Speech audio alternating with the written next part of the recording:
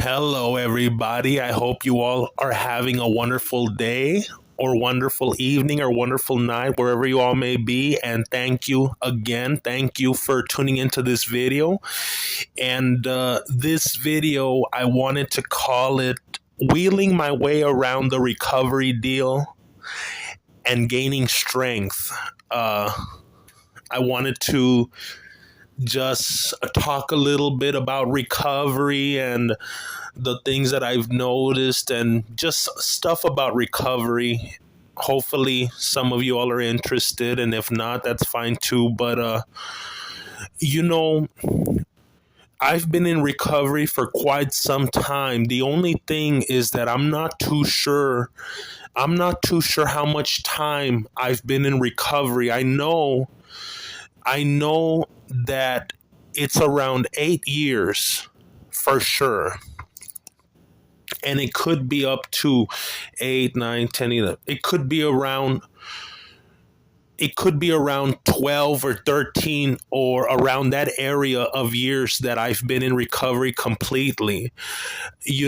And yeah, so the drug that I was kind of addicted to, I'm obviously I'm in recovery, so I'm not using that, and it's been quite a journey.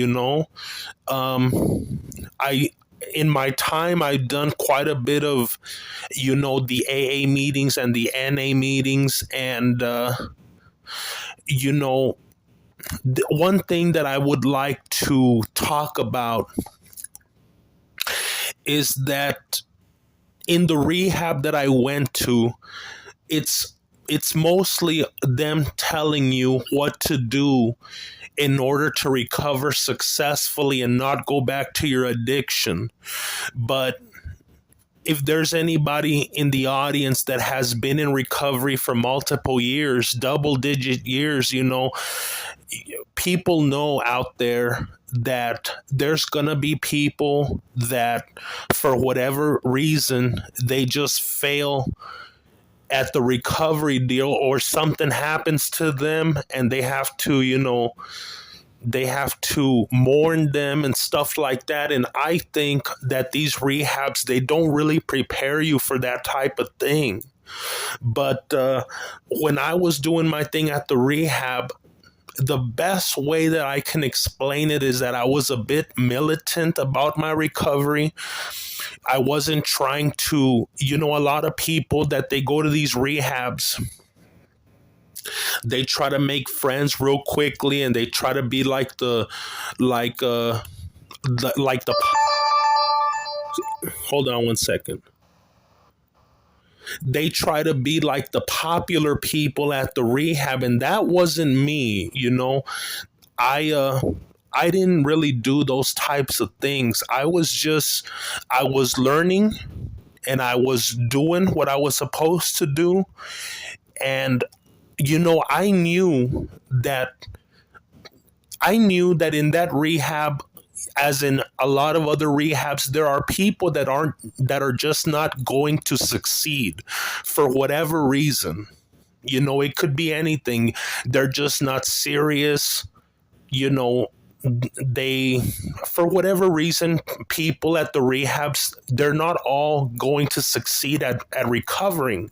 So yeah, the best way that I can explain it is that I was just a bit militant about my recovery, and I've succeeded for many years, so obviously I'm doing something right.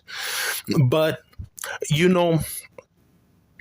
I would like to say that there's quite a bit of things, and luckily we have our phones and we have Google.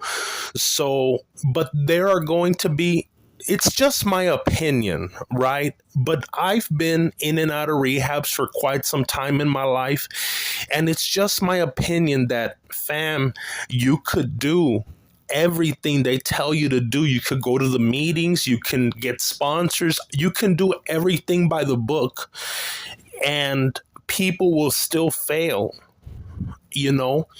But one thing one thing that I did was that I went around people. I asked them how much clean time they had, and I'd ask them questions like, "How did you manage to stay clean? What's the most important thing that you learned from to stay clean from all your clean time?" Like I would write things down, and I'd study people so that I could succeed.